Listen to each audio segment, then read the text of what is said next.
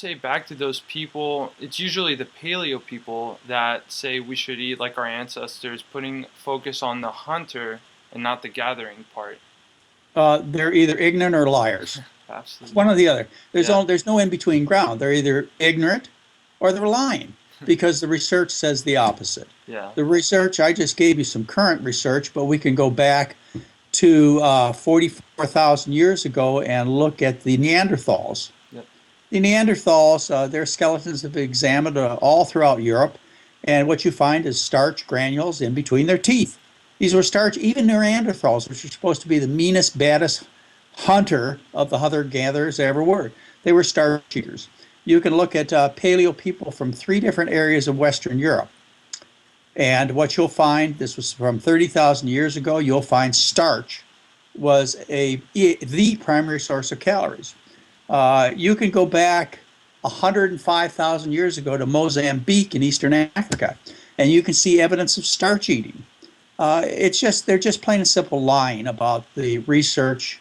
And now they are lying. I know they're lying. Are they lying? Well, I don't know what they're doing right now because not only myself, but many other respected anthropologists, uh, evolutionary biologic anthropologists have stood up and said, you guys got it wrong. You're absolutely wrong. And the research is absolutely clear that they're wrong. So if they're still telling that story, there's only two choices.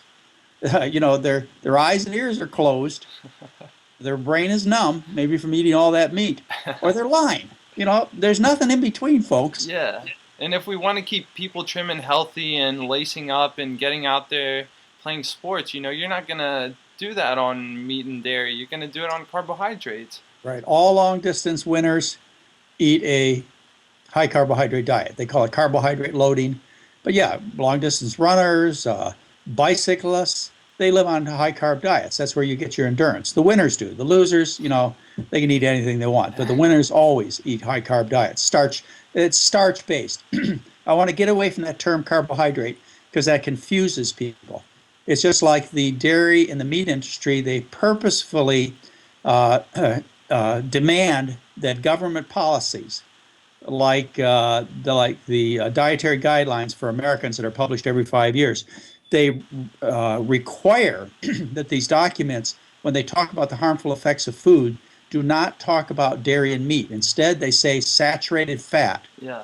And the public doesn't know what saturated fat is. Saturated fat is meat, dairy, and eggs. But they won't let them use those words because it might cause Americans to take action.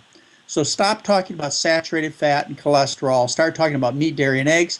Stop talking about carbohydrate and complex carbohydrate. You wouldn't be able to find a carbohydrate, but you could sure find a potato, and you could sure find rice. Yep. You can sure find starch. So we have to change our terminology back to practical terms so the public has a chance to act.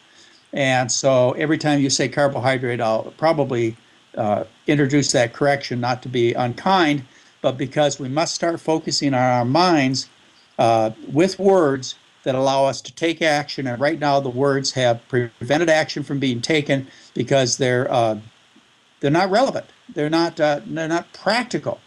You never eat a fat, carb, or a carbohydrate, or you do, but you not in that kind of terminology. You can't grow these things in your garden, but you can grow potatoes, rice, corn, etc. And so we need to get that kind of verbiage back into the public discussions.